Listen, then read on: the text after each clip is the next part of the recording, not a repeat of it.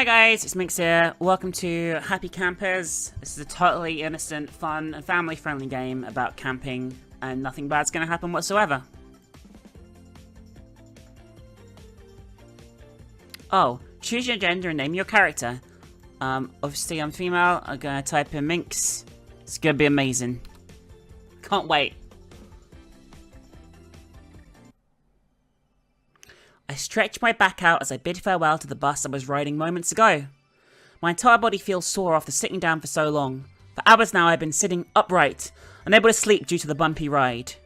But now we finally arrived, that pain is all in the past. What awaits me now is the beauty of nature and a full week of self-growth. Okay.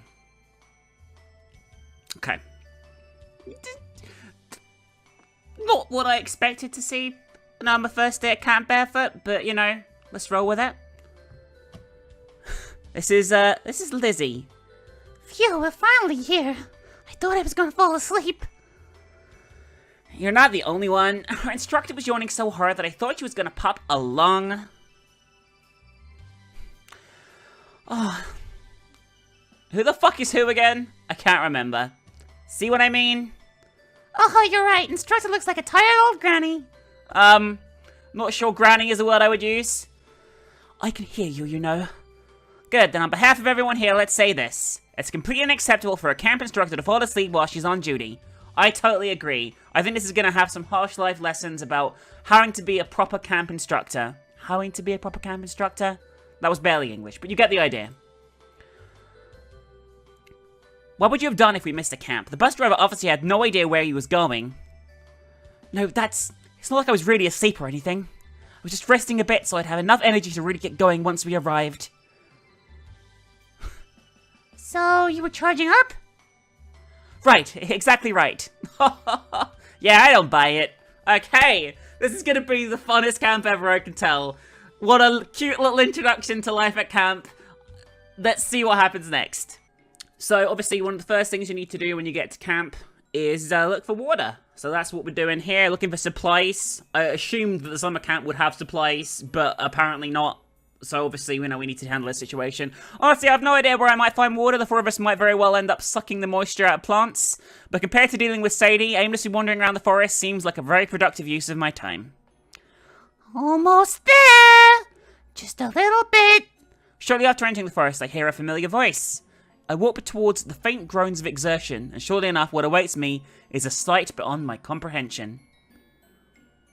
I mean, I don't know why it's beyond your comprehension. I mean, like, I'm a girl, she's a girl, I probably would have seen this before, if I'm honest with you. I'd certainly seen this before, just, like, maybe not from quite this angle, but you know what I mean? I'm not that shocked by this. Gotcha! I knew I could reach it. Good job, Lizzie. Standing on the tips of her toes as he reaches for a bird nest high up on a tree branch. It isn't easy to reach, but through sheer force of will, she manages to place her hand on the nest. Lizzie, what are you doing? Huh? Oh, I didn't see you there. Hello. Hi. So, what's going on? You see, Lizzie found a bird nest up in this tree. Maybe we can eat the birds, guys. That's what she's thinking. I wasn't sure if I could reach it myself, but I pushed and finally I got it. Isn't that amazing? I got to it all by myself. Yeah.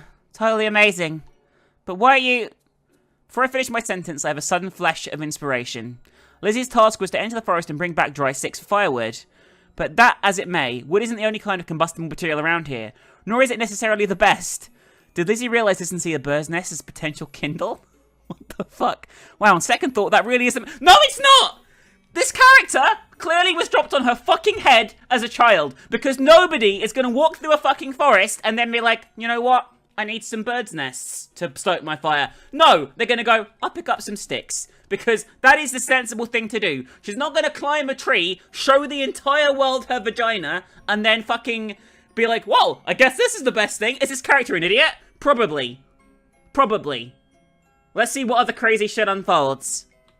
Alright, guys. We got over our temporary realization that Lizzie is a complete fucking idiot, and it's first thing in the morning on the new day at camp. Everything's going to be fine today. As my eyes gradually adjust to the rays of morning light, I find myself unable to get out of bed. Wrapped in a thin, smelly blanket laying atop a hard, bumpy bed, the thought that I wouldn't want to get up seems quite strange. It's far warmer outside, the air tastes better, the view is superior, and there's no foul smell. So why wouldn't I want to get up, guys? That's a bit strange, isn't it? But I'm not trapped in this bed because I want to be. What's stopping me from getting up is not my lack of willpower. Rather, even if I wanted to, I wouldn't be able to get up on my own accord. Have I been tied up? Have I lost the use of my legs overnight? What shocking realization could be happening right now? Oh. I simply don't have the strength. I'm telling you, it was right there. It was crawling over my body like some kind of pervert. You mean the lizard? Yeah, the cold-blooded, perverted reptile. I just know it's still around here somewhere, waiting for me to let my guard down. Uh-huh. So, here we see the human species Idiotus moronus in its natural habitat. As you can clearly see, the fucking lizard is still there. It's right there. I don't even need to censor this scene. It's still right there. Yet she seems fairly oblivious to this fact. The second I close my eyes, it's going to jump straight back into my cleavage. It's already there. Sadie presses her body firmly against mine. I can feel the shape of her entire body as she unintentionally snuggles up to me, supposedly to cut off any access the lizard might otherwise have. Sadie, it's already there. Geez, can't you just leave it alone? It's a lizard for crying out loud. If it jumps on you, just pick it off. And then what? Carry it round for the rest of my life? Yes, Sadie. Yes, Sadie, you're gonna carry this fucking lizard round for the rest of your fucking life, you stupid fucking moron. My only option is to keep my eyes and ears open. I won't let that perverted reptile get another shot at me. A perverted reptile? That's how Sadie refers to a lizard that deigned to crawl on her? That's a big word, holy shit, deigned. What the fuck? I sigh in exasperation as Sadie nervously looks around. Look, we can't just stay like this all day. Why not go somewhere the lizard won't follow you? It probably can't swim, right? So let's take a bath in the river. If I had a face cam, I'd be looking at the face cam right now like, what the fuck? Why don't we get naked? Why don't we go and swim naked in the river? Why not? Why? Fuck this scene. Alright guys, we're here with another scene. To summarize what's happened so far, the reason we have no food and stuff is our instructor dropped us off at the wrong camp because she's an idiot. The other girl, Lizzie, is also an idiot and constantly gets herself into situations where she loses clothes. This girl, Sadie, she is also a fucking idiot. And, she's an idiot with a large social media presence, and as a result, she feels cut off from technology, considering we are now stuck out in the woods with no food or any resources after we were dropped off at the wrong camp, because our camp instructor is a fucking idiot. You see a recurring pattern here about idiots? Regardless, I'm sure this scene's going to end well, because she's pretty mad right now, so let's see what happens. You understand my feelings, do you? You understand what it's like for me, an upstanding netizen with 20,000 followers on Twitter? Oh, 20,000, holy shit, that's a lot. To be stuck out here in the middle of nowhere, surrounded by idiots. No, you don't understand how I feel, and you never will. You're just some hapless fool without a modicum of intellect, feeding off the dependence of two other even greater fools. All three of you are mere hindrances, and I want nothing to do with you. Sadie responds bitterly as I try and connect with her. She clearly doesn't want to speak to me, and my attempts only appear to irritate her. Hey now, don't you think that's a bit harsh? I get that you're mad about your chocolate bars, but this has nothing to do with that. Don't you get it? We're stuck in the middle of nowhere without a stable source of food, limited supplies, and no way of calling for help. But it's only for a week, right? If that's true, then yeah, that's no big deal. Even I can survive for a week out here. But what if it's not just for a week? What if we're stranded out here for good? Don't forget that we were dropped off at the wrong camp thanks to that useless instructor of ours. And the only one who knows we're here is that idiot bus driver.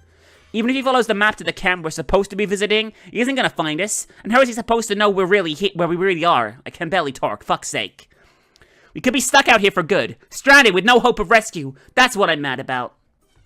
We're all going to die. Help. Stop. Please. Though laced with malice, Sadie's words finally show traces of her true feelings. Surprisingly, her thoughts are well rationed, and I can find little fault with what she said. We are indeed trapped out here, and there's very real possibility the bus driver won't come back for us. Even so, I shake my head and smile. Sadie, even if that's the case, worrying about it won't do any good. We might die, but you know, life's a bitch.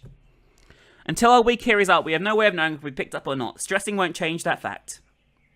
All we can do for now is band together and survive, and if the driver doesn't come back, then we can worry about what to do next. Sadie glares at me angrily. She opens her mouth to speak, but can't find the words. She knows my argument has as much merit as hers, and she has nothing to add which hasn't already been said. This is a deep emotional scene, guys, bear with it. Instead, she turns around and walks off without me. Fine, if you want to keep pretending everything's going to be okay, be my guest. Meanwhile, those of us who live in reality will forge our own path. Oi, where are you going? Wherever I damn well... Kia? Oh no, look, what's happened? Oh no. What the hell's going on? What the hell is this? She's being like attacked by a creeper or some shit? What is something like this even doing out here? A vine trap? What the fuck? Is this like a someone's made a trap? That's a fucking great trap if it's entwined her that much. Maybe we aren't alone out here after all. No shit, you gonna help me down or not? Help Sadie by not helping her. I don't know what this means, but we're gonna click it. I don't think so. You get yourself into this mess, right? It'll be a good learning experience to get yourself out of it. Hey, what a rhetorical question. Get me down from here right now. I don't know, you look pretty comfortable up there. So she's gonna be suspended in the air? You sure you wouldn't rather spend the night up there? Of course not. Don't you dare leave me up here, you sadistic freak. I turn around and begin to walk away. No, hang on a second. I didn't mean that. I'm sorry. What I meant to say was I implore you to help me, oh benevolent one. That was a big word, especially for someone like Sadie. Benevolent? Holy shit. Won't you please take pity on this poor young girl? Well, when you put it like that, I take hold of Sadie's leg and try and untangle her. Okay, just relax for a moment. Easy. Easy. Kia! Hey, what do you think you're touching? Nowhere. Now stop moving so I can untangle these damn vines. Easier said than done. Maybe I should string you up here and see how you like it. Okay, Sadie, we're gonna leave you up here for now. Fuck you. What's about to happen, guys? I'm not surprised by, but yeah. As my fellow campers become increasingly intoxicated, I find myself watching them with great intrigue. Lizzie's descent into slumber surprises nobody, of course. We all knew it was just a matter of time. But as for the two, watching alcohol warp their minds proves more interesting than I thought. The drunken banter and confessions alone are amusing enough. Seeing Sadie break down and cry while declaring her love for her parents was just icing on the cake. But as drunkenness takes hold, I find myself in and out of consciousness.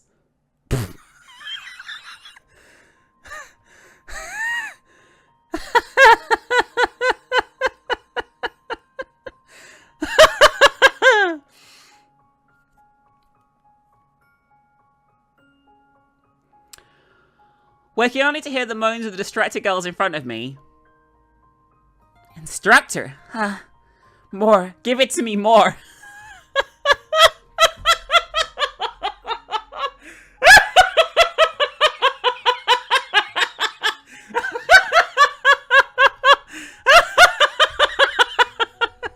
I wanted to have further examples of the characters in this game of brain damage, so I got this bit here. I entered the forest alone and empty-handed. First off, I head towards the river, working on the assumption that she might have decided to take a bath while she was wandering around. We're looking for Lizzie, by the way. After crossing that off, I retraced the routes I took when gathering food. Unfortunately, I find neither Lizzie nor anything edible, just grass, trees, and the occasional mound of dirt.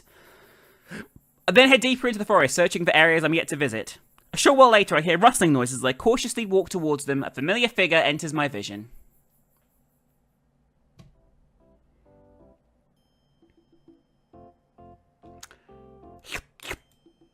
Yummy honey! Yummy, yummy honey for my tummy, tummy, tummy! Though it takes a moment for my mind to register what I'm seeing, my body's natural reaction is to sigh in relief. Standing under a beehive with her mouth open and her shirt off is Lizzie, who appears to be bathing in honey. Her shirt is on the ground right next to the knife she took. Her focus appears to belong completely to the dripping honey from the beehive above. What on earth are you doing? That's like me in real life right now, like... How has she survived in real life to this point? No longer on my guard, I approach Lizzie while sighing in aspiration. Oh, you're here. I was wondering when someone would find me. Yes, I found you. So, what is it you're doing here? Isn't it obvious? I'm eating breakfast. Lizzie's head and tummy hurt when she woke up, so I went looking for food.